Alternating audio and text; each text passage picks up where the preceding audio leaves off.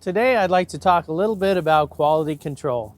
Welcome to Mercie J Auto Care, where compassion and craftsmanship come together. I'm Rick Smith, Master Certified Technician. Now, some time ago I was referred a great book to read, and I would suggest you read it if you're a manager in any business. It's called the Checklist Manifesto. So one of the things that we do for quality control is we have many checklists that our employees follow so that everything gets addressed that we need addressed. The second thing that we do is we oftentimes have a second person quality control check the job after we're done. So the technician will do the work, he'll quality control check it, then maybe myself or my business partner or even one of the advisors might go back and check the car again.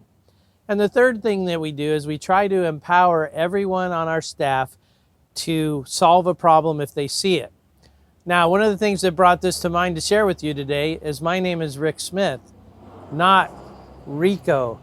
So we got these nice new uniforms, and they are nice uniforms, but somewhere along the line, they did not quality control check it, or they did not empower everybody to make sure that the right name got on the shirt.